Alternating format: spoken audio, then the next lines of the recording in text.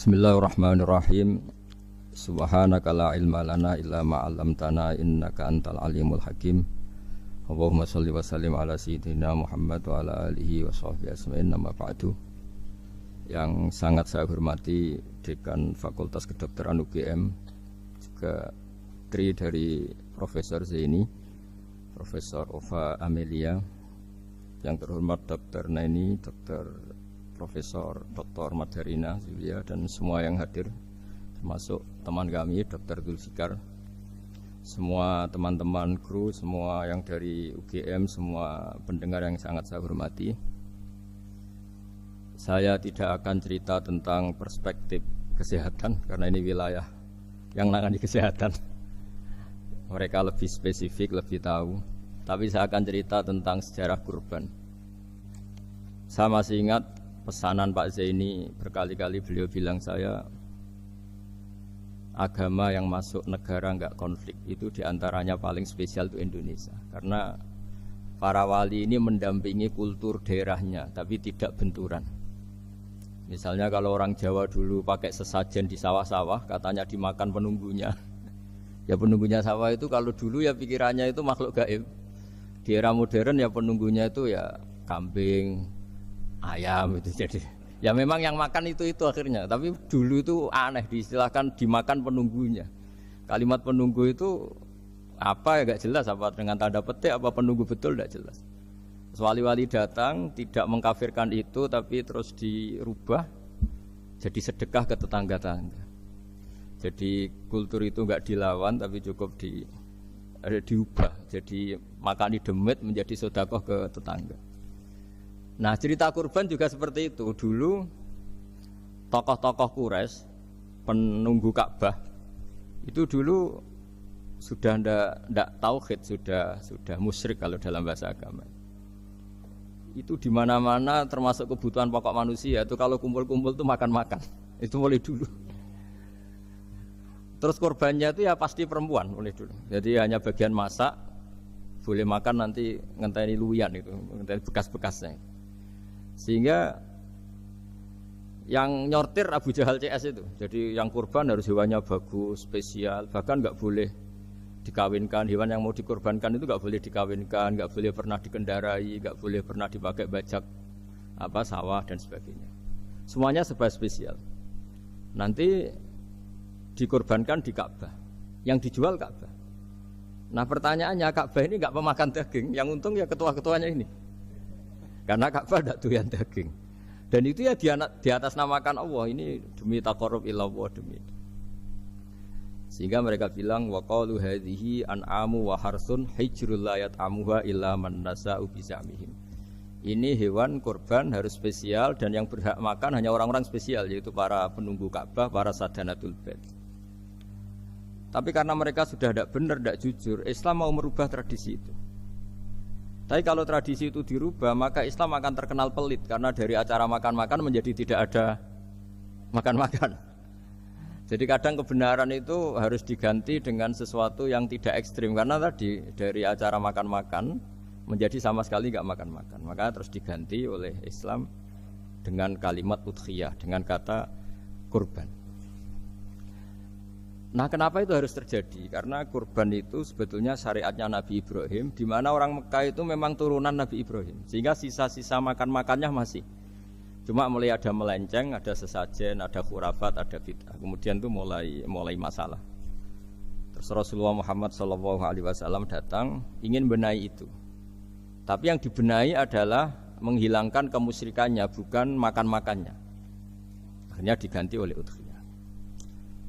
Nah, kenapa ada kurban? Kalau dalam banyak literatur, Nabi Ibrahim alaihissalam itu nabi yang paling, dengan tanda kutip, mengklaim kalau beliau itu orang paling sayang kepada Allah, paling dekat kepada Allah. Enggak ada yang dicintai selain Allah. Beliau memaklumatkan itu baik secara lisan maupun di gemuruh hatinya, di bisikan hatinya, di detak jantungnya, pikirannya seperti itu. Pas itu beliau belum punya putra karena beliau termasuk lambat punya anak. Suatu saat ditakdir punya putra, yaitu Ismail. Pas seneng-senengnya jalan, pas seneng-senengnya punya anak, sama Allah disuruh nyembelih. Anak kamu harus kamu sembelih. Ibrahim kaget. Kenapa ya Allah? Kamu adalah orang yang sering ngomong bahwa yang paling kamu cintai saya. Tapi setelah ada anak kamu, kayaknya enggak. Protes Nabi Ibrahim, Pak. Yang benar Gusti. Iya, harus anak kamu. Karena beliau kadung janji, kadung komitmen yang paling dicintai Allah, tidak ada yang lain. Saya akan mencintai engkau ya Allah, meskipun harus mengorbankan anak saya. Sehingga cerita terus disyariatkannya korban itu. Ketika Nabi Ibrahim berkomitmen melaksanakan perintah itu, Ismail juga mau nurut, bersama Allah diganti oleh hewan kurban yang bernama kambing. Sehingga versi cerita itu bahwa Allah akan maklumi ketika orang mencintai Allah secara serius, bersamaan dengan itu orang juga mencintai anaknya dengan proporsi masing-masing. Itu di khazanah-khazanah yang saya baca. Versi kedua, tapi ini nanti nggak perlu dipertanyakan. Nanti kalau UGM tanya itu versi yang paling baik, yang paling benar gimana? Yang tanya juga bid'ah, yang jawab juga bid'ah nanti. Karena itu wilayah yang kadung terjadi. Jadi kalau dalam ilmu hadis itu, kalau kadung terjadi, buat kamu unggulkan yang mana, tetap saja yang terjadi hanya satu, mau kelewat. Beda dengan istihad solusi. Karena mau terjadi ya kita uji coba. Kalau nggak cocok yang A ya cocok alternatif B, alternatif C. Kalau sudah kelewat, mau gimana? Kalau salah ya salah aja kan. Versi kedua begini, semoga versi kedua ini yang benar. Kalau ini benar, keren. Nabi Ibrahim itu memaklumatkan diri. Kalau dalam bahasa Arab itu iddia itu mengklaim bahwa dia adalah orang yang paling sayang terhadap makhluk Allah, semua hamba Allah. Terus beliau diterbangkan ke langit. Ya karena UGM ini lembaga akademik, nanti saya baca teksnya. Kalau bahasa Arabnya itu takbirnya. Diterbangkan ke langit, ke alam malakut. Ya tidak usah ditanyakan cara terbang gimana, nanti ribet nanti itu. Setelah diterbangkan di langit, wa kadzalika nuri Ibrahim malakutas samawati wal ardh, diperkenalkan alam langit, terus dipertontonkan. Itu ada sekian hamba Allah yang nyabu, yang ngefly, yang dugem, pokoknya yang maksiat-maksiat itu. Ibrahim ditanya sama Allah, gimana itu mereka menurut kamu? Damirhum, habisi saja Allah. Mereka makan rezekimu, hidup di bumimu, tapi mereka tidak mengindahkan engkau. Matikan saja. Sama Allah diturutin. Jalan-jalan lagi sampai 3 kali peristiwa tempat-tempat maksiat itu dihabisin sama Nabi Ibrahim. Beliau minta sama Allah supaya itu dihabisin. Singkat cerita, terus beliau diturunkan sama Allah. Setelah diturunkan, ya Allah tidak jawab, tidak apa. Allah itu punya sunnah, punya tradisi. Dengan nabinya itu tidak jawab. Suatu saat Nabi Ibrahim disuruh bunuh anaknya, disuruh nyembelih. Protes kan? Huwa samratu fuadi.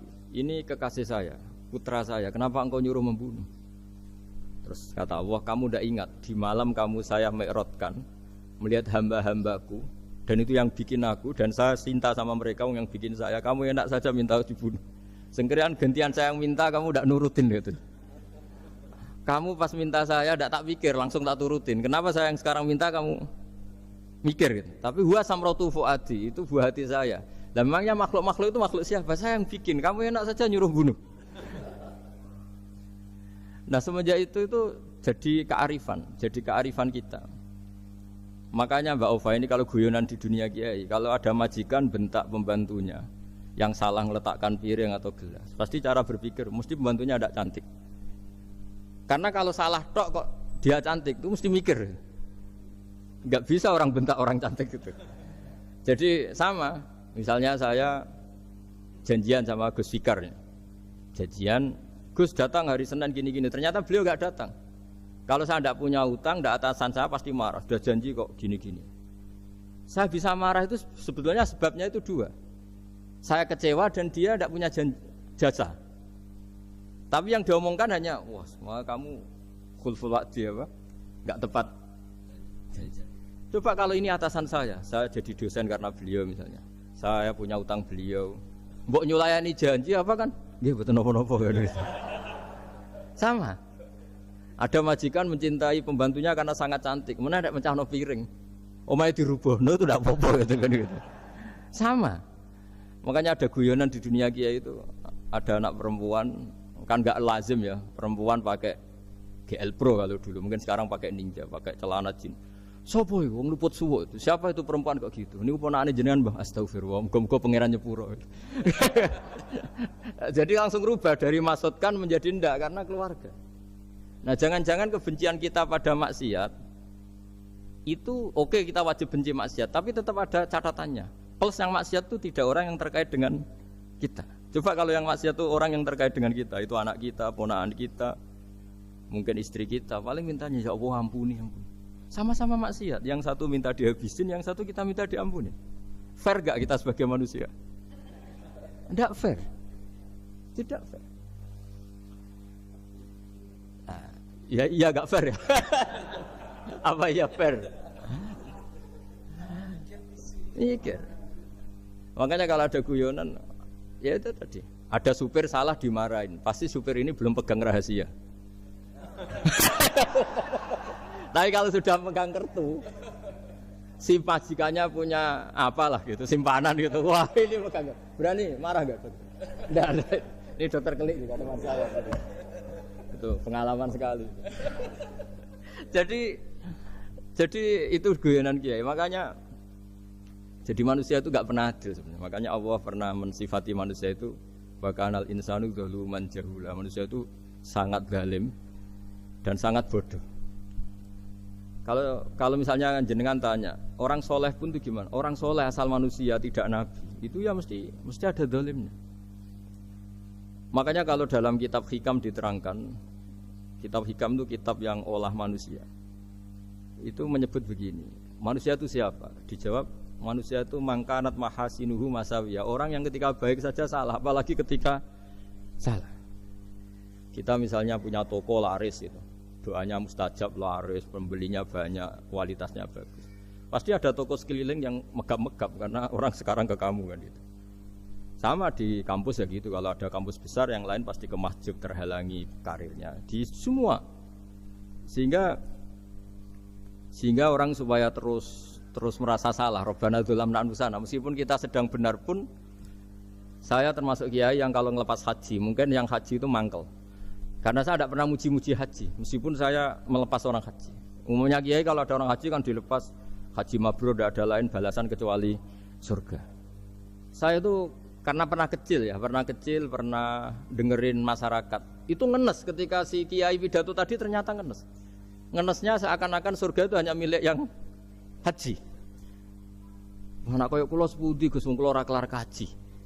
Semenjak itu setelah saya jadi kiai ya dendam juga. Akhirnya setelah saya jadi kiai kalau ngaji orang yang haji mabrur balasannya surga, orang yang fakir sabar juga surga, orang yang sering dimarahin istri juga surga. Katanya pokoknya surga terus. Sampai yang mau haji itu, Gus gimana kok bakas kita kok sama dengan mereka? Ya karena saya ada ulama pesanan kata saya gitu. Jadi artinya gini. Ketika Anda muji ibadah haji, jangan kira yang ngenes tidak banyak, yang ngeluh juga banyak, karena mereka ada takdir gak mampu haji.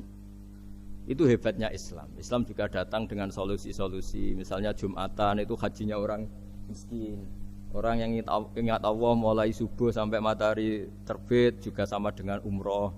Jadi karena tidak semua orang itu mampu haji. Jadi itu Islam. Jadi nanti tak bacakan, jadi versi kedua itu Nabi Ibrahim diperingatkan Allah bahwa tidak seperti itu cara mengelola hambaku. Nah, Islam ini kata Allah anit tabi' millata Ibrahim hanifa. Referensinya Islam, mentornya Islam itu Nabi Ibrahim. Sehingga kita alhamdulillah punya sejarah wali songo. Saya punya orang tua Kiai Nur Salim itu sayang sekali sama umat, Mbah Mun juga gitu. Saya sama Profesor Zaini itu sudah mulai tahun 2000 terus setiap hari ketemu juga nggak pernah kecewa. Beliau itu pernah disalahpahami, mungkin Bu Ova belum dengar ini. Pernah disalahpahami karena beliau itu tangan kanannya kan agak kuat. Jadi kalau ngambil papa itu pakai tangan kiri. Itu pernah disalahpahami ya, mungkin orang hasud karena tidak mengkonfirmasi langsung mengklaim beliau itu kiai profesor kalau apa-apa pakai tangan kiri. Kira-kira pertanyaan sunnah Rasulnya mana gitu. Beliau itu ya hanya corong Jawa itu berambang, agak nangis tapi tidak sampai keluar air mata tapi berambang. Terus beliau bilang gini ke saya. Seharusnya gimana Mas Pak? Ya kalau Pak Zaini ingin jadi wali ya tidak usah menjelaskan. Kalau Pak Zaini ingin menjelaskan berarti ingin diakui makhluk. Tapi kalau nggak dijelaskan mereka salah paham terus. Tapi cepat jadi wali karena sudah mulai mengabaikan apa kata mereka. Tapi kalau menjelaskan ya enggak, ya lama jadi walinya. Tapi bagusnya orang nggak salah paham. Pak Jini tertawa-tawa. Jadi wali apa enggak? Jadi saya tuh lama sekali sekamar dengan beliau ada di Badan Wakaf ya Mas Fajar ya.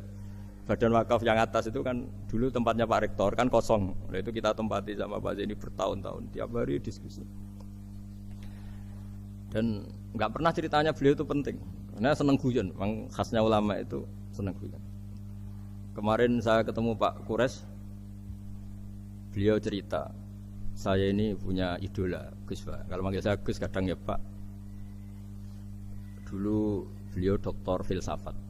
Lama-lama jadi Syekhul Azhar. Itu kalau ke kuliah pakai bis ya. Kata Pak Kures pakai bis. Suatu saat di Al Azhar itu kan beda dengan di yang lain ya, agak-agak modern. Si gurunya ini, beliau itu karena banyak yang berdiri, beliau duduk ada perempuan berdiri, terus yang lelakinya berdiri, terus jatah duduknya dikasihkan perempuan. Perempuannya itu pakai pakaian yang agak minim, agak seksi lah, agak minim. Terus si Syekhul Azhar tadi saat itu belum Syekhul Azhar, punya 2 permen. Ini ceritanya Pak Kures punya 2 permen, terus yang satu sudah dibuka, yang satu masih bungkusan, masih ditawarkan. Silakan Mbak, kamu milih yang mana? Milih yang masih itu. Padahal bukanya itu supaya lebih gampang. Ternyata milih yang masih bungkusan. Kenapa Mbak? Ya ini lebih steril karena pakai bungkus. Oh iya. Itu pelajaran itu. Terus Pak Kures nantang saya. Gus Pak punya enggak cerita tandingan? Wah kalau saya kebalikannya Pak. Di kereta itu ada Cina, enggak khitan ya. Ketemu sama kiai kampung. Kenapa khitan? Enggak khitan juga sama gini-gini. Terus dikasih pisang. Dimakan, dikupas dulu. Kok udah langsung saja? Terus kata Pak Kures, nah ternyata sama Pak Zaini sama Pak Kures itu dibalik ke profesorannya. Ceritanya itu ya guyon terus. Karena memang agama ini itu kalau masalah kebenaran itu serius. Tapi dibalik kebenaran ini yang perlu dicatat oleh semua yang mencintai agama ini, bahwa Allah itu tidak butuh taat kita. Dan Allah tidak akan gagal sebagai Tuhan karena maksiat kita. La tanfa'uhu ta'atuhum wa la tadurruhu maksiatuhum. Allah tidak akan ngefek ketika semua orang taat ya enggak ngefek, semua orang maksiat juga enggak ngefek. Karena Allah ini zat yang punya eksistensi sejati, sehingga hubungan kita dengan Allah itu enggak ngefek ke Allah, tapi ke kita sendiri.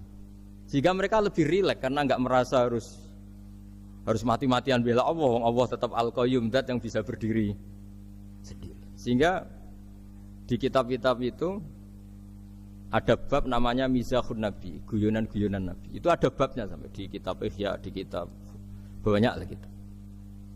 Masyhur itu suatu saat ada orang sepuh sowan ke Nabi karena sudah sepuh.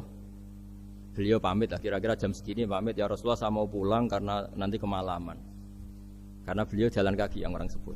Kata Nabi, "Dah tenang saja di sini, nanti pulang kamu udah jalan kaki. La ahmilan naki alab ninakoh, nanti kamu tak naikkan anaknya unta." Pikirannya orang sepuh tadi namanya anak unta itu ya kecil.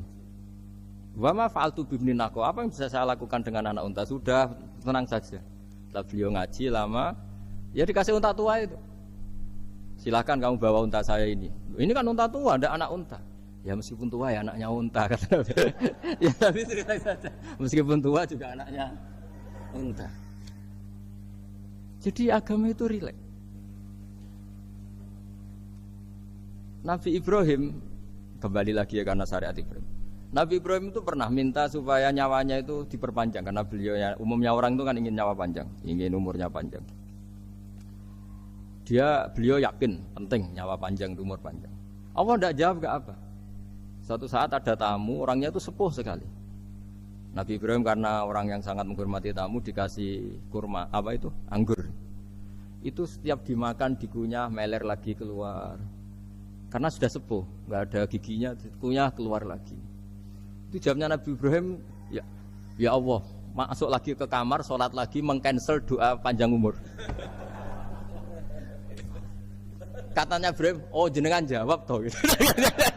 Artinya kalau ingin tua sekali ya nasib kamu kayak itu gitu. Jadi karena beliau tahu itu jawaban terus masuk kamar, oh jawab tuh Gusti jenengan, terus membatalkan doanya. Itu Nabi Ibrahim. Kalau orang sekarang enggak, ndonga ngarani, ya tua ya tetap sehat, tetap wah itu. Itu lebih ribet itu. Iya, jadi karena doa itu kalau enggak diperjelas itu ya repot. Ini cerita supaya kita berislam itu ceria. Saya Mbah Mun itu meskipun kiai top, senengannya nggih guyon bapak saya. Tapi guyon itu ada yang wajib. Saya dulu itu janggal. Ini cerita ya, mungkin kalau di kampus-kampus umum agak asing, tapi ini cerita. Nuduh zina itu dosanya besar sekali. Saya ulang lagi, nuduh orang lain zina itu dosanya besar sekali. Disebut bab qadzaf. Saya pernah menjumpai 3 kiai besar Bu Ofa, 3 kiai besar. Kiai top semua. Di majelis itu ada gosip bahwa si A itu punya selingkuhan sama Sri itu misalnya atau dengan siapalah dengan perempuan. Itu kalau di Arab itu senengannya pakai Salma, Laila Majnun Salma. Kalau di Jawa itu kasihan korbannya itu. Ya, tapi itu contoh saja. Itu si Kiai 3 tadi gak ngefek, malah tanya gini, loh apa perempuannya cantik? Wah cantik sekali Mbah. Cantiknya sampai kayak apa? Malah bicara cantiknya perempuan. Saya itu ya pertama iskal. Ini kiai kok bakas orang apa? Cantik. Orang ayu ya. Setelah majelis itu bubar, yang penggosip tadi, ya yang gosip ini gak kiai, yang pembisiknya ada kiai, yang gosip ini gak kiai. Cuma kiai 3 ini posisi mendengar. Tapi malah tanya cantiknya tadi. Singkat cerita setelah orang itu pulang bilang gini, Gus. Itu kalau saya bilang iya, dengan gosip itu saya ikut qadzaf, saya ikut menuduh orang lain zina. Itu dosa besar. Selain itu saya kiai, kalau saya bilang iya dianggap membenarkan. Maka untuk mengalihkan enggak bicara nuduh, jadi guyon tadi. Jadi guyonnya itu karena kalau kita tadi bilang iya artinya mengiyakan. Dan itu artinya qadzaf, punya dosa besar karena nuduh orang lain zina. Diperparah dia kiai besar kan orang menjadi percaya karena yang ngomong bukan penggosip lagi tapi ya. Maka dialihkan tadi, loh ayo nucung, sampai segitunya kearifan. Sehingga dulu ketika Ma'is itu seorang sahabat yang pernah salah besar. Itu Nabi ketika beliau ada gosip salah gitu ya, Nabi masih, jangan-jangan kamu hanya mimpi cung, jangan-jangan kamu hanya megang, tapi tidak sampai zina. Sampai terakhir Nabi tanya, afi aklikaseun, jangan-jangan otak kamu sudah agak error. Saking tidak inginnya Nabi mempercayai hal-hal seperti itu. Nah problem kita di zaman sekarang justru kadang nyari-nyari supaya tahu buktinya. Yang dulu para orang soleh menghindari bukti itu supaya enggak suudzon. Sekarang orang mencari-cari bukti. Padahal itu dilarang, wala tajassasu, orang enggak boleh mencari-cari kesalahan orang lain. Nah itu kearifan-kearifan yang saya dapatkan dari Bapak, dari Mbah Mun, dari Pak Zaini, dari Pak Gures. Mereka orang-orang yang luar biasa menghindari ngomong penting. Sekarang itu orang banyak yang sering ngomong penting. Sebenarnya itu malah salah. Karena kalau ngomong penting itu vonis terhadap orang lain. Dan kalau kamu rileks, tidak. Nabi dulu tuh rileks sekali. Ketika beliau ngaji gini, terus ada pemuda lewat bawa cangkul mengabaikan pengajian Rasulullah. Banyak sahabat bilang, celaka orang itu ada Nabi ngaji kok tidak ikut. Jawabannya Nabi unik. Jangan-jangan dia punya keluarga yang harus kerja, dan kalau harus kerja untuk nafkah keluarganya itu juga ibadah. Itu ya sunnah saya. Jadi Nabi rileks saja, tidak tersinggung, tidak. Nah, kenapa kita butuh rileks? Karena kebenaran sekali dipaksakan itu jadinya benturan. Dan itu wali-wali Songo itu dulu sudah berpikir seperti itu. Sehingga Pak Zaini yang sering ngendikan sama saya, kita ini bisanya mengikuti Mas Bah, kalau manggil saya Mas, tidak bisa benturan. Sehingga tadi ada modifikasi dari sesajen menjadi sedekah, dari apa menjadi apa. Jadi tidak langsung benturan. Dan itu khazanahnya, bacaan-bacaannya banyak sekali. Termasuk peristiwa Udhiyah tadi. Jadi dulu kurban itu dipakai ajang orang-orang tokoh Quraisy supaya dapat daging yang bagus di atas namakan Ka'bah. Jadi agama ini dijual mulai dulu. Kuno agama ini dijual. Dan agama mulai dulu ya prospek. Ka'bah itu bisa menyedot wisatawan berapa, wisata religi. Sehingga dulu ada Ka'bah tandingan, perhitungannya juga ekonomi. Jadi mulai dulu itu ya sudah seperti itu, mau apa Mang Allah bikin dunia seperti ini. Jadi mulai dulu agama itu ya sampai orang Yahudi gak mau iman sama Nabi ya pikirannya sederhana, kalau saya tokoh banyak yang sowan, banyak yang ngasih-ngasih. Kalau saya ikut Muhammad, saya anak buah yang ngasih saya siapa? Jadi perhitungannya juga ekonomi. Jadi ketika Abraham mau bikin Ka'bah tandingan, itu perhitungannya juga ekonomi. Jadi ribet kan memang kalau manusia itu sudah ribet. Tapi Islam ini datang bukan untuk itu, tapi memaklumi itu. Itu hebatnya Nabi Ibrahim. Ketika beliau berdoa, ya Allah, keluarga kami saya tempatkan di Mekah. Rabbana liyuqimus sholata faj'al af'idatam minan nasi tahwi ilaihim warzuqhum minas samarat. Cuma menurut Islam dibalik, ya Allah, kita ini ingin anak-anak kami ini bersujud kepada Engkau, ingin anak-anak kami ini melakukan sholat. Tapi mereka ini manusia yang untuk ketahanan hidupnya butuh makan, butuh rizki, butuh ekonomi. Maka tolong ekonominya dijaga ya Allah. Jadi dibalik, demi sholat menjaga ekonomi. Jangan dengan demi ekonomi meninggalkan sholat. Jadi dibalik, jadi demi sholat menjaga ekonomi. Juga termasuk menjaga politik. Andaikan tidak ada orang Islam yang cakap politik, terutama yang soleh-soleh, kemudian negara bikin aturan ala mereka, sholat dianggap larangan, pengajian dianggap larangan, juga repot. Makanya mulai dulu kiai-kiai itu ya politik, karena nggak ingin negara ini diatur oleh orang yang anti sholat, anti agama. Karena kalau negara terserah yang sedang jabat, kemudian yang jabat tidak soleh, bisa nganggap maksiat-maksiat tidak ilegal, yang pengajian justru ilegal. Nah, di sini kenapa banyak orang-orang soleh dulu ya rata-rata ya berpolitik mulai sebelum kemerdekaan sampai setelah kemerdekaan. Jadi itu ada filosofinya. Nah, bahwa ada oknum-oknum yang tidak seperti itu ya monggo, itu oknum. Tapi sebetulnya awal-awalnya kenapa banyak orang soleh yang politik, karena nggak ingin negara ini dipimpin oleh orang-orang yang anti agama, anti kebaikan. Sehingga berkahnya apa? Berkahnya negara ini berkonstitusi secara Islami. Meskipun tidak negara Islam, tapi tadi hak-hak asasi manusia terjaga, hak belajar, hak beragama, hak ibadah. Coba bayangkan kalau kita jadi korut, Korea Utara kan pusing. Jadi, nah itu uniknya, lagi-lagi ini cerita uniknya. Itu mulai dulu itu tidak ada benturan. Ketika ada Masumi, ada Partai NU, ada macam-macam. Muhammadiyah datang di Jogja itu Mbah Ahmad Dahlan itu teman dekatnya Mbah Hasyim. Saya tahu banyak tentang, namanya dulu Darwis. Itu dulu ngajinya sama pernah buyut-buyut Qiyami di sini. Dulu ngaji Mbah Soleh Darat, Mbah Ahmad Dahlan sama siapa itu Mbah Hasyim. Ketika di Mekah yang Mbah Ahmad Dahlan ngaji Syekh Khotib Minangkabau itu ya sama Mbah Hasyim. Nah kebetulan Mbah Ahmad Dahlan hidup di Jogja yang zaman itu sudah khurafatnya kayak apa, karena ada sistem agama yang sangat, menurut beliau sangat jauh dari Islam yang murni. Terus beliau revolusinya seperti itu. Yang Mbah Hasyim nempat di Jombang. Nah itu kan murni ilmu sosial, murni muqtadul hal. Terus beliau punya metode yang berbeda, tapi nggak masalah, mulai dulu nggak masalah. Kemudian jadi kalau yang kadang-kadang memasalahkan tuh ya memang yang nggak tahu masalah. Sebenarnya dulu itu ya biasa aja, karena ya itu urusan metode, urusan. Saya teruskan masalah udhiyah. Jadi yang diceritakan Nabi Ibrahim tadi, bahwa benci seseorang kita atas namakan maksiat itu tidak segampang itu. Karena jangan-jangan kebetulan yang maksiat itu keluarga kita. Apakah kita punya kebencian yang sama saat yang maksiat itu keluarga kita, atasan kita, teman kita? Ya kayak tadi. Kalau saya corong Jawa dibelenjani janji, ada orang janji sama saya nggak tepat waktu, saya bisa marah, itu pasti sebabnya jelas. Itu bawaan saya nggak berjasa sama saya. Kalau kata dokter Kelik nggak cantik ya. Tapi kalau itu orang yang misalnya rektornya bilang, maaf ya saya tidak bisa datang hari ini, tidak apa-apa. Pasti manut itu. Atau yang nyelayan janji kiai itu, cuma ngurus itu teko itu. Ini betul apa-apa. Gayane aja kita marah karena khulful wa'di apa? Ingkar janji. Sama. Intinya Nabi Ibrahim itu coba kalau yang maksiat itu anak kamu. Kamu berharap saya ngasih tobat kan? Bukan langsung tak habisin kan?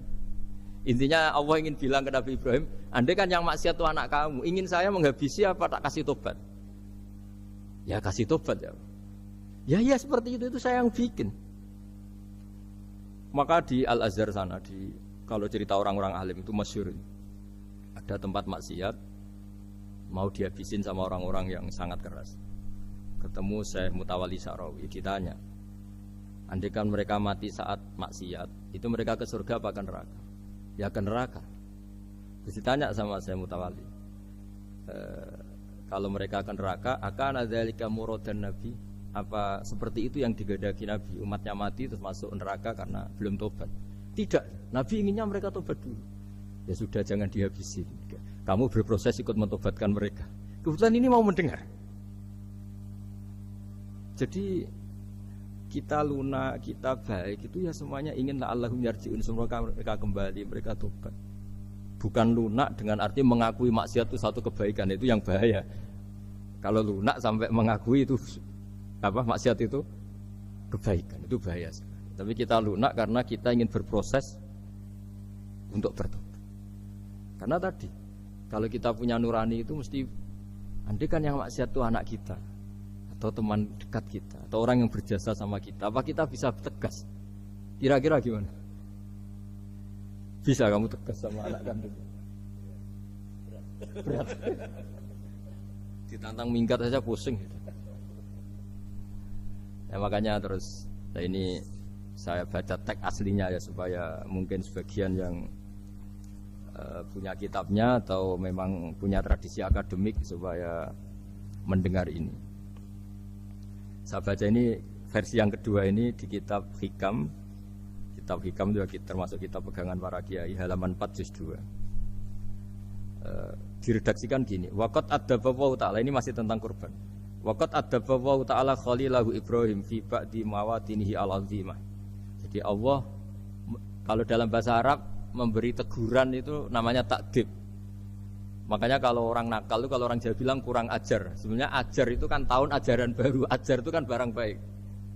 Ya kan disebut tahun ajaran baru. Pengajaran, ajar itu kan barang baik. Jadi kalau kurang ajar berarti kurang baik. Itu bahasa Arabnya orang yang kurang ajar perlu diajari. Itu kalau orang Arab bilang ditakdib, diwarai toto kromo, diadabkan. Jadi belum punya adab diadabkan.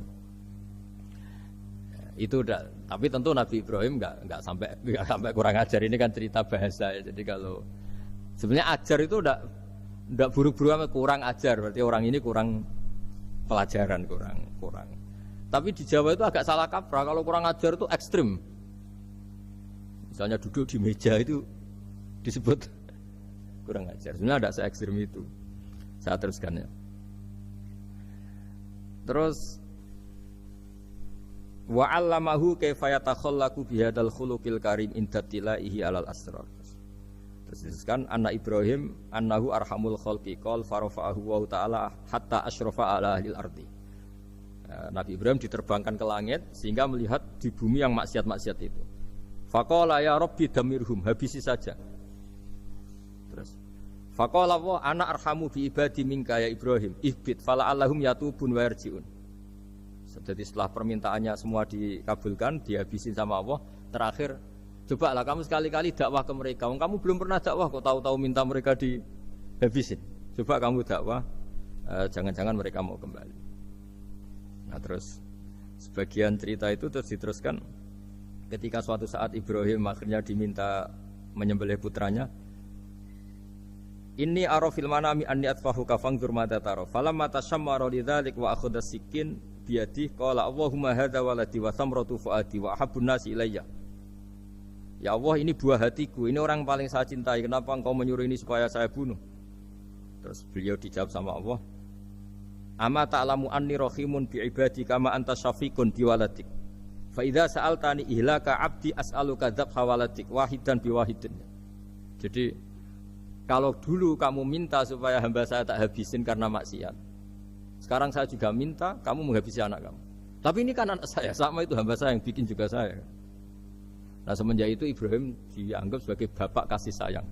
Karena semenjak itu terus beliau orang yang paling sayang. Sampai ada 3 nabi yang menjadi metodenya Rasulullah SAW sebagai mentornya.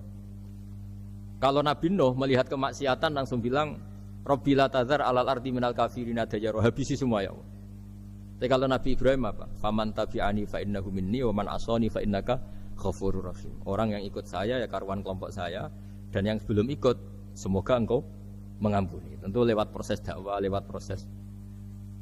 Nah, Wali Songo, kembali ke Wali Songo dan para guru-guru kita, itu seperti itu semua. Jadilah Islam yang di Indonesia, Islam rahmatan lil alamin, itu konstruksinya ya dari ilmu-ilmu seperti ini. Bacaannya seperti ini. Karena ternyata kita tegas tadi ujung-ujungnya karena itu tidak cantik, tidak atasan kita, tidak berjasa sama kita. Kamu kalau ada supir telat, supir kok telat datang kantor gitu, pasti supir itu belum pegang rahasia. Setelah pegang rahasia tak jamin aman itu meskipun telat. Karena lebih ngeri pasti. Artinya manusia itu kayak apa ngeklaimnya tegas, disiplin, objektif. Kira-kira iya apa enggak? Enggak lah kayaknya ya. Ya pasti tadi. Nah itu yang makanya bapak saya kalau guyon sama saya itu, kalau umumnya orang itu kalau di dunia kiai muji istiqomah. Istiqomah itu konsisten jadi imam masjid, konsisten jadi guru, jadi apa. Kalau bapak itu sering guyon ke saya, iku istiqomah apa mau digenti wong liya katanya. Artinya di balik istiqomah itu juga ada catatan lain. Jangan-jangan ambisi gak mau diganti orang lain. Jadi artinya manusia itu dalam benar saja ada unsur salahnya, apalagi pas salah gitu maksudnya. Nah ya pas benar saja ada unsur salahnya, apalagi pas salah.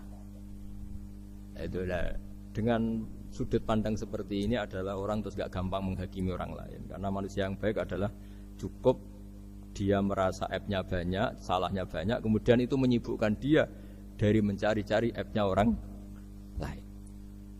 Makanya kalau dalam cerita Ibrahim alaihissalam, karena kurban itu identik dengan syariatnya Nabi Ibrahim. Ini saya punya catatan yang kemarin tak baca juga di Jakarta. Itu suatu saat Nabi Ibrahim itu didatangin orang Majusi dulu. Orang Majusi itu ya tidak beragama. Singkat cerita Nabi Ibrahim itu terkenal kaya dan suka menghormati tamu. Dulu tamu itu sangat penting dihormati karena dulu gak ada warung, terus padang pasir. Kalau sekarang itu ya wajib dihormati tapi tidak wajib-wajib banget. Karena biasanya sudah marung di mana-mana. Sudah marung di mobilnya bawa apa? Bekal. Kalau dulu di padang pasir kalau tamu gak dihormati bisa mati betul. Kadang 2 hari perjalanan itu gak makan gak apa karena di padang pasir, warung gak ada, gak bisa ngopi-ngopi ya dulu. Sehingga kalau menghormati tamu dulu itu pahalanya luar biasa ngasih makan itu. Kalau sekarang ya pahalanya biasa aja karena ya tamunya makannya ya biasa aja karena sudah kenyang duluan itu. Singkat cerita orang ini datang ke Ibrahim minta dikasih makan. Nabi Ibrahim mengatakan kamu syaratnya harus Islam dulu, kalau enggak katanya makan. Karena Ibrahim itu seorang nabi dan beliau komitmennya seperti itu, si tamu tadi putus asa. Akhirnya wala itu ya sudah meninggalkan Ibrahim.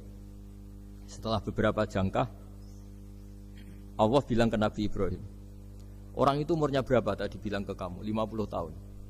Pernah enggak orang itu kelaparan? Kata Allah, enggak, baru ini kelaparan. Terus kata Allah, mundu khamsina sanatan nut'imuhu ala kufri. Kalau nawal tahu lukmatan min ghairi antu talibahu bitahiri dinik lakana ahsan. Orang itu umurnya 50 tahun. Itu ya tak kasih makan padahal dia Majusi. Kamu baru diminta sehari saja minta syaratnya Islam. Terus itu ada di kitab apa Ar-Risalah Al-Qusairiyah di halaman 262. Jadi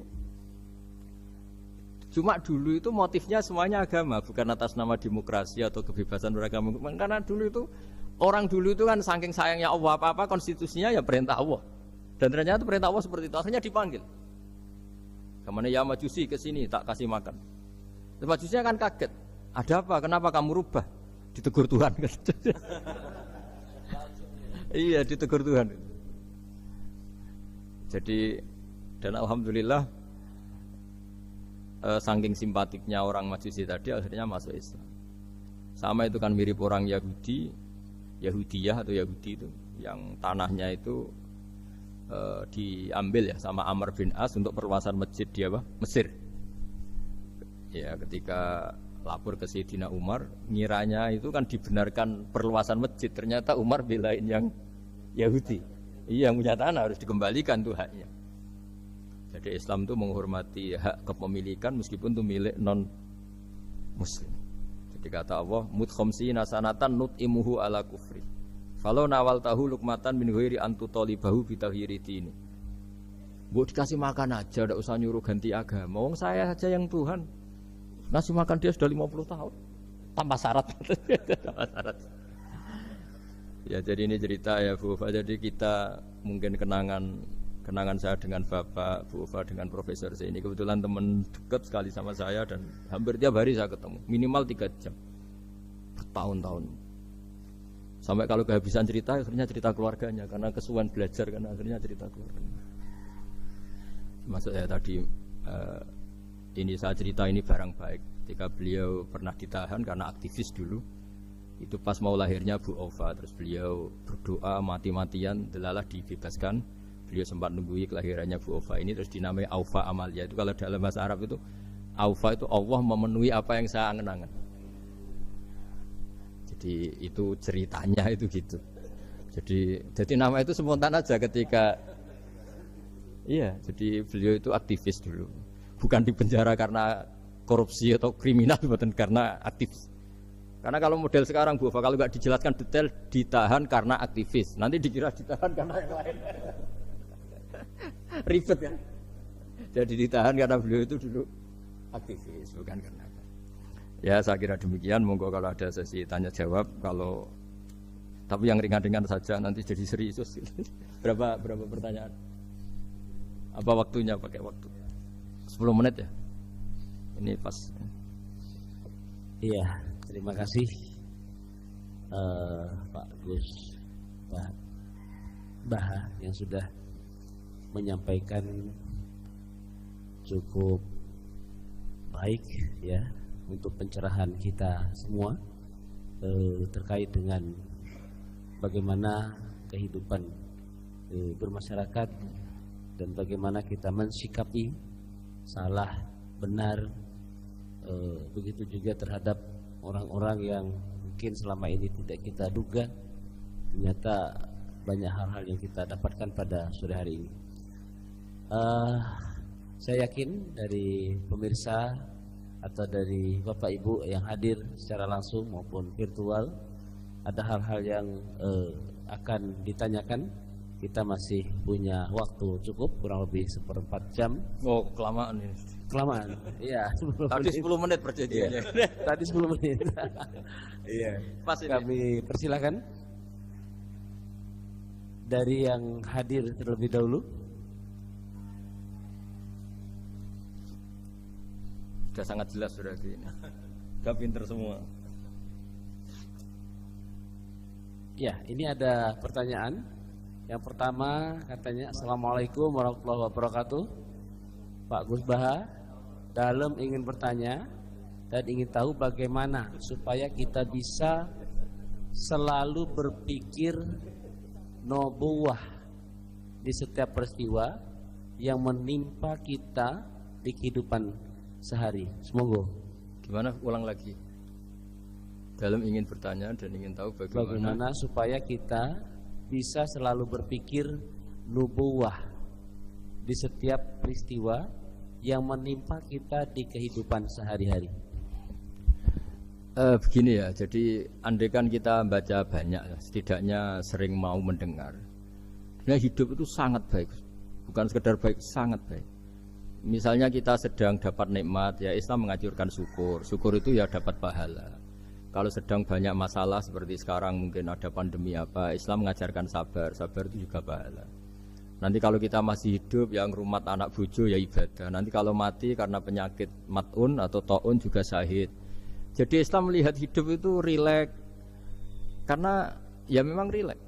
Ketika ada orang miskin susah makan enak, Itu kata ulama, idamuhu alju. Kalau kamu ingin makan enak, kata si miskin ya ingin. Gampang makan enak itu. Kamu sangat lapar, nanti semuanya juga enak. Jadi, itu nubuah. Jadi Nabi itu resepnya kamu coba. Kalau sampean puasa melihat tempe itu sudah tertarik sekali. Tapi kalau kamu sudah habis makan melihat sate kurang enak, ini kurang enak, karena saking memang sudah semuanya nafsu kan. Tapi sudah puasa, semuanya enak. Jadi kalau ingin nubuah, misalnya kita miskin itu ada fadilahnya orang miskin, keutamaan orang miskin. Itu malaikat ngauditnya bingung karena mau diaudit apanya nggak punya apa-apa kan. Jadi artinya barokahnya miskin, kita hisabnya juga ringan, mau diaudit apanya nggak punya bapak. Iya kan? Nah, yang orang kaya, barokahnya kaya bisa amal, bisa ikut bantu masjid, bantu madrasah, bantu kebaikan. Nah, itu berpikir nubuah. Terus kedua, terbiasakan yang agak unik, ini mungkin wilayah medis. Yang agak unik dalam Islam itu mimpi itu Bu Fayo, mimpi. Itu sama kenyataan itu tinggi mimpi derajatnya. Andai kan orang masih zaman orisinil, mimpi sama hidup nyata itu hebat mimpi. Karena begini, misalnya saya melihat ibu-ibu sama bapak-bapak melihat langsung seperti ini. Saya mesti berpikir nafsu. Kalau yang saya punya kepentingan, ini tak anggap orang prospek. Kalau yang nggak punya kepentingan, tidak prospek. Pertanyaannya adalah, orang yang saya anggap prospek bisa membantu saya, ternyata jenisnya kikir. Yang tak anggap tidak prospek, ternyata jenisnya dermawan. Kita kan sebenarnya nggak tahu. Lalu pertanyaannya, pandangan kita terhadap orang lain itu berdasar fakta apa berdasar harapan? Berdasar harapan. Tapi kita ngeklaim seakan-akan itu fakta. Nah, beda dengan mimpi. Asal tidurnya benar loh ya, tidak muakan banyak terus ngorok tidur itu. Tidurnya benar, misalnya kita posisi normal, wudu, setelah wudu baca ayat kursi terus tidur kayak posisi orang meninggal ya, mujur utara. Ya, pokoknya kayak orang meninggal itu. Ya, utara dan selatan terus menghadap kiblat. Itu kalau mimpi. Itu ada alamat-alamat yang lebih orisinal daripada kehidupan nyata. Ini contoh agama. Nah, artinya gini, makanya Nabi pernah ngendikan mimpi itu bagian dari 46 dari bagian kenabian. Itu jumlahnya 46%. Tapi ya tidur yang seperti tadi. Artinya gini, sarana kita bisa mendeteksi alam gaib, kalau boleh dibahasakan alam gaib, itu sebenarnya orang Islam itu masih punya sarana satu, yaitu mimpi. Karena dengan mimpi ini semua organ kita, semua sistem kita itu kayak off. Setidaknya sistem keinginan kita. Yang ada adalah pemberian gitu, cara berpikir agama lah ya. Saya tidak tahu kalau cara berpikir media. Jadi kalau orang tidur, itu sistem keinginannya dia kan habis, hilang. Yang ada keinginan Allah. Jadi dia posisi diberi. Tapi kalau kita terjaga gini, melihat orang lain, wah ini prospek, ini enggak. Padahal faktanya orang ini yang kita sebut prospek ternyata antipati sama kita atau enggak keinginan nolong kita. Yang kita bilang enggak prospek justru orang yang di hatinya ingin menolong kita. Kan enggak pernah tahu gitu. Makanya banyak orang salah pilih kan di situ. Karena bagaimana orang lain kamu vonis atau kamu hakimi, kamu statuskan sesuai keinginan kamu. Kalau mimpi kan enggak bisa. Nah sehingga kalau dalam penelitian Bu, kenapa Nabi itu, mimpinya Nabi itu wahyu. Ya kan kalau dalam agama kan mimpinya Nabi itu wahyu. Karena tidurnya normal gitu. Normal artinya kelas A tadi lah. Makanya banyak orang awam pun yang wah sing tak sakseni persis mimpiku, yang saya saksikan persis mimpi saya. Orang awam saja ngalami apalagi yang Nabi. Nah, artinya untuk mendeteksi nubuah selain tadi ya, kita kan seperti yang saya ceritakan berkali-kali. Kalau ingin nubuah itu sebenarnya gampang. Maksudnya bermental nubuah. Kalau saya sekarang hidup, ya anggap saja bisa melakukan kebaikan lagi. Kalau sekarang saya mati atau akan mati, anggap saja mati itu mengakhiri semua potensi keburukan Anda. Sekarang mungkin kita ada zina, ada korupsi, ada maling. Tapi siapa yang bisa menjamin bahwa kita tidak akan maksiat di masa depan? Dengan mati, potensi itu hilang. Makanya Nabi melihat mati itu ya sederhana. Wa tawaffani idza kanatil wafat khairan li. Ya Allah, hidupkan kami ketika hidup kami menambah kebaikan. Matikan kami jika mati itu mengakhiri kejahatan. Jadi Allahumma ij'alil hayata ziyadatan li fi kulli khairin wal mauta rohatan li min kulli syarrin. Ya Allah, ketika saya hidup, ya anggap saja ini potensi menambah kebaikan. Kalau saya mati, dianggap mawon mengakhiri semua kejahatan. Sehingga ya mati itu pasti baik. Makanya kalau ada koruptor, ada preman mati, kalau kiai-kiai saya baik ya, sampai orang-orang tidak ikhlas. Baik di mana orang penjahat gini? Padahal kiainya di hatinya, ya baik sekarang tidak penjahat lagi, sudah mati. Nah itu ada ilmunya sebenarnya, karena kematian itu punya sisi positif. Orang tidak bisa jahat lagi. Ya saya kira dulu. Oke, ini ada pertanyaan berikutnya, Pak Sa. Ketika kita menyembelih sapi atau kurban yang kita kurbankan, kalau dilihat tampilan itu sehat, ya. Namun ketika disembelih itu ada beberapa bagian, misalnya hati, limpa itu terpesi cacing. Apakah yang sebagian terpesi ini membatalkan syarat kita kurban? Setelah itu apakah kita akan mengganti hewan atau bagaimana? Makasih. Kalau Islam ya, Islam kan istilahnya masyhur itu ya dalam pegangan ilmu usul fikih. Nahnu nahkumu bidzahir, kita ini hanya berpegangan yang kita lihat. Jadi kalau secara medis, secara apa sudah diperiksa oleh dokter-dokter hewan dinyatakan sehat, ya itu sah. Bahwa faktanya nanti ada limpa atau hati yang terinfeksi, ya itu gak usah dimakan tentu, tapi korbannya tetap sah. Nah beda dengan misalnya suatu saat mungkin ya ada satu kemampuan observasi medis yang komprehensif sampai hewan yang lahirnya sehat bisa dideteksi ini ya mungkin kalau milih itu karena harga murah ya menjadi dasar kan, karena motifnya kikir. Tapi kalau dari awal tidak tahu ya tetap sah itu tetap sah. Ya, sambil nunggu pertanyaan, ini ada beberapa mungkin titipan pertanyaan. Titipan pesanan pesanan ya. Sudah kayak partai politik. Bahwa ya kalau dulu kan misalnya Nabi Ibrahim itu memang orangnya sudah Islaminya kuat, dengan Allah itu memang sudah percaya dan memang pasrah gitu ya. Ketika ingin menyembelih putranya itu adalah untuk peningkatan keimanan atau ketakwaan. Nah kira-kira dalam aplikasi sekarang kira-kira apa yang kira-kira bisa menyamai seperti itu? Kita misalnya sebagai orang kesehatan, sebagai pendidik, mungkin sebagai karyawan, kira-kira apa yang menyamai keimanan atau ketakwaan seperti itu, Pak? Oh ya, jadi saya punya kitab namanya Khilyatul Auliya. Di situ ada beberapa catatan orisinil ya yang ada di kitab Taurat, Injil yang masih orisinil, karena perawinya, pencatatnya itu orang yang Coro Jawa menangi lah, yang pernah neliti itu. Itu diantara yang diceritakan di kitab-kitab itu adalah memaklumatkan diri, bikin sarana publik yang mudah dimengerti.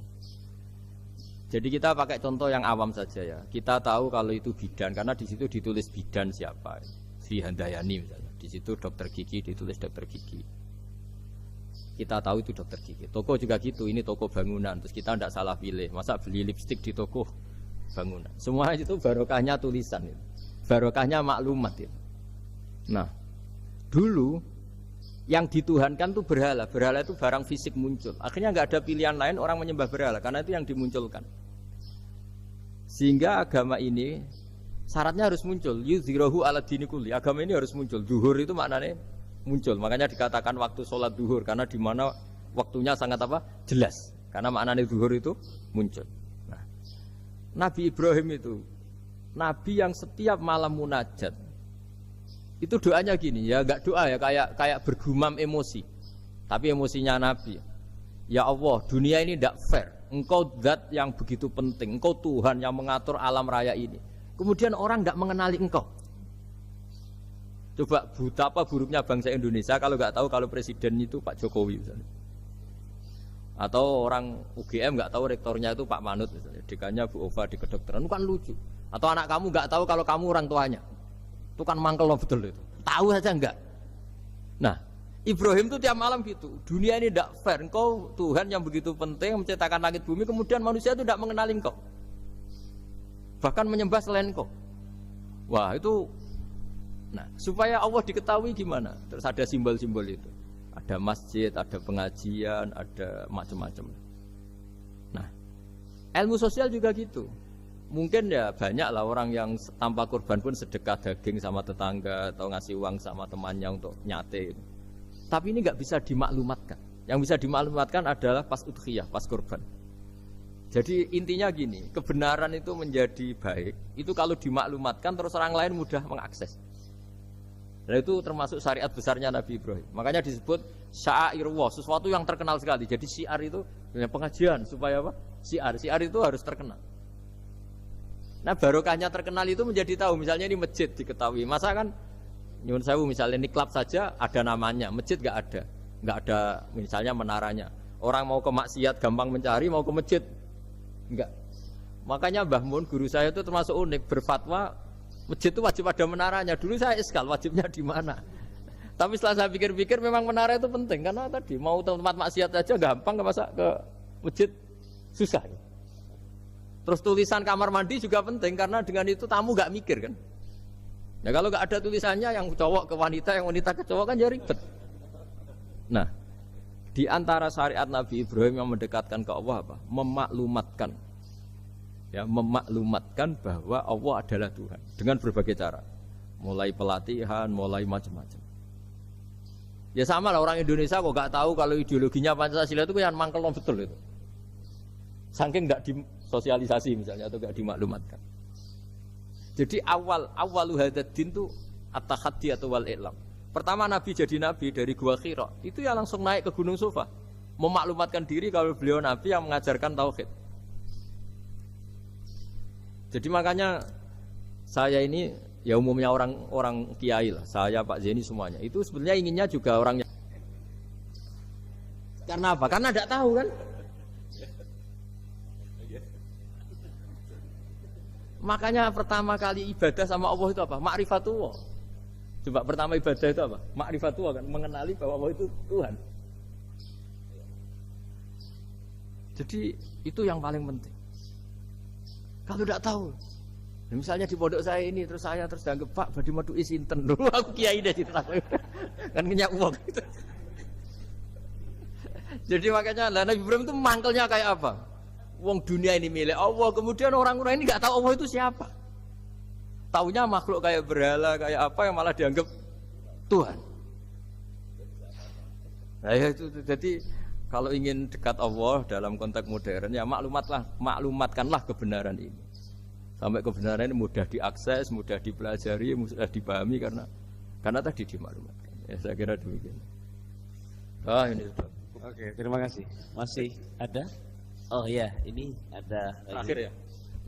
Masih 1, 2, 3, 4. Wah, kalau gitu.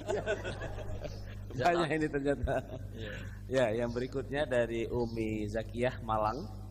Assalamualaikum Pak Gus Baha. Berkaitan dengan langkah-langkah ibadah haji tentang apa yang dilakukan oleh Nabi Ibrahim, yaitu wukuf. Ya? Apakah betul saat yang di layarnya kok beda? Yang Umi Zakiyah.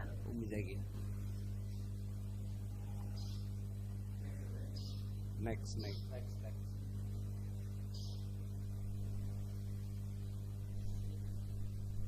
Firman terus. Iya. Harus dibatasin. Oh iya. Iya nanti kita batasi. Kok nanti ya? Ini soalnya sangat menarik ini. Iya. Ini ada Dewi Ismi. Apakah benar?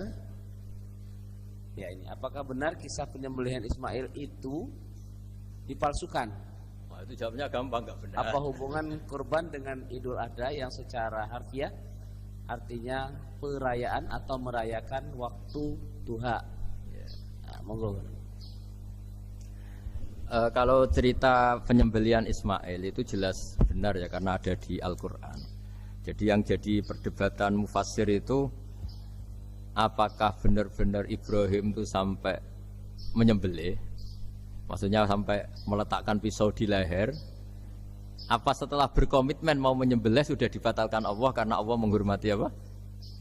Komitmennya. Jadi Nah, tapi hampir semua ulama berpendapat memang ya sempat benar-benar sampai fisik Ibrahim meletakkan apa? Pisau di lehernya, kemudian lam asir se'an misalnya tidak membekas sama sekali terus diganti itu. Jadi cerita itu populer sekali. Tapi yang penting adalah tadi cerita saya bahwa itu karena Ibrahim pernah mengklaim beliau cinta Allah itu enggak tertandingi oleh makhluk apapun. Terus diuji ketika punya anak, mencintai anaknya. Terus diuji dengan cara kalau kamu betul hanya mencintai saya, ya anak kamu sembelih gitu. Ternyata mau juga, berarti betul gitu. Tapi setelah betul ya sudah tetap normal lah tetap. Tapi tidak usah dipraktekkan nanti kalau. Terus kalau masalah udhiyah itu bukan kaitannya dilakukan waktu duha, memang duha yudhi tadkhiyatan itu artinya ya menyembelih yang memang kebetulan waktunya setelah sholat. Nah, waktu sholat itu kemudian bisa dibahasa Arabkan waktu duha. Jadi ya memang saling terkait. Kalau bahasa Arab itu memang semuanya begitu. Jadi kalau orang yang perilakunya baik itu disebut Muhammad, orang yang terpuji. Sehingga Nabi Muhammad punya nama lain namanya Ahmadu, saya memuji Allah. Kan Hamidah Ahmadu, kalau ingsun Ahmadu saya memuji. Jadi kalau bahasa Arab memang itu bofa. Kalau bahasa Arab itu memang unik. Bahasa Arab itu semuanya itu merujuk kosakata. Makanya kalau Pak Quraisyab nulis tafsir itu mesti melibatkan kosakata. Kayak Rasul itu asli maknanya Rasul itu ya utus.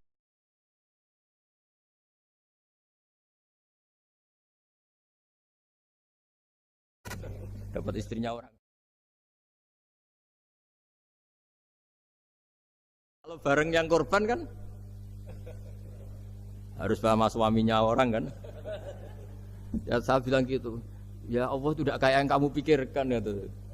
Kalau dia ikhlas ya nanti kan tetap ke surga itu ya gampang saja lah, tidak harus seperti itu. Jadi dia bayangkan. Yang jelas memang kaedahnya gitu ya. Kalau satu sapi cukup untuk 7 orang. 7 orang itu bisa keluarga, bisa orang yang kita amali ya.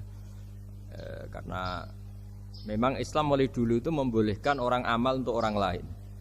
Jadi dulu ada orang, ya Rasulullah, orang tua saya ini sudah sepuh, beliau sangat ingin haji, tapi kalau haji nggak bisa karena sudah tidak bisa berkendara unta. Kata Nabi, ya sudah kamu saja yang haji sebagai ganti bapak kamu. Sehingga idza mata ibnu adam in qata amalu itu termasuk anak yang soleh, sedekah dan apa. Memang mulai dulu Islam itu ada beberapa hal yang amal itu bisa diamali pada orang lain. Awaladin sholihin yatullah, terus adalah beberapa. Nah korban juga gitu. Biasanya anak-anak yang soleh itu perasaannya dulu bapak kami miskin, nggak mampu berkorban, nggak mampu akikah. Biasanya anaknya terus melakukan itu untuk bapaknya. Nah memang jadi perdebatan ulama, apakah kemudian mayit ini dapat pahalanya enggak? Jawabannya gini, kalau mayit itu orang soleh dapat. Kalau enggak soleh, itu kemungkinan dapat kecil. Misalnya gini, ada mayit yang zaman hidup itu antipati ngamal. Kok enak, duitku sing ilang wong liya nyate gitu. Dia mentalnya mental kikir yang beranggapan kok kenaan tetangga kami, uang kami yang habis, orang lain yang nyate. Terus dia mentalnya gitu dibawa mati. Kemudian anaknya soleh berkorban untuk bapaknya. Lah yang seperti ini ada potensi gak sampai karena dia tidak pernah punya niat. Itu beda dengan orang yang zaman hidup memang ingin korban, cuma secara ekonomi nggak mampu. Makanya pentingnya innamal a'malu binniyat itu di situ. Amal itu terserah niat. Dalam banyak sarah, ya sarah itu penjelasan yang rinci itu dijelaskan. Kenapa orang mukmin masuk surga selama-lamanya padahal dia jadi mukmin hanya 80 tahun. Misalnya kita hidup di dunia kan rata-rata 80 tahun. Karena dia berkomitmen andikan hidup 1000 tahun juga tetap mukmin, andikan hidup 2000 tahun ya tetap mukmin, tetap sholat. Setiap orang sholat perasaannya gitu. Andikan kita hidup 2000 tahun juga tetap seperti ini kan, ya tetap sholat, tetap. Nah, sehingga karena niat itu dia diganjar surga selamanya. Karena dia bayangkan andikan di dunia selamanya juga akan iman selamanya. Nah, orang kafir juga berkomitmen gitu, yang belum rubah maksudnya. Kalau dia hidup ya akan kafir terus. Ya, makanya dia kafirnya 80 tahun, Misalnya hukumannya juga neraka yang lama sekali karena. Nah kira-kira itulah. Makanya kalau mayat tidak soleh ini kita yang sebagai ulama berdebat karena tadi. Itu kan ibarat gini, ada mayat sama sekali nggak pernah sholat. Bahkan dulu itu mengkritik orang sholat. Terus dia mati, anaknya jadi orang soleh sering tanya saya, Gus sholatnya bapakku tak kodoin ndak? Wong era sholat kodoin yuk kaku hati kan? Beda dengan misalnya kita punya bapak soleh, misalnya terus pas beliau koma ya Pak Mister ini koma 2 hari kan keluarganya kalau kodoin kan paling 2 hari pas koma. Lah ini orang nggak sholat mulai kecil sampai tua sampai mati. Anaknya soleh tersiksa, anak saya tak kodok ikan. Lah bapakmu sholat boten. Wah ya kesel gue. Sudah kesel, orang ini nggak pernah berkeinginan sholat. Kan beda dengan Nyun Sewu ibu saya atau bapaknya Mbak Ova. Memang ibu saya ya tidak sholat itu karena sudah koma atau sudah apa, sudah banyak alat-alat medis yang terpasang. Ini cara ngodoi jumlahnya ya jelas dan sumbut karena memang beliau andikan sehat komitmennya juga sholat. Nah ini yang orang kadang salah kaprah, bisa enggak amal sampai mayit? Sebetulnya di dunia ulama perdebatannya bukan masalah sampai tidaknya, mayitnya ini siapa? Gitu.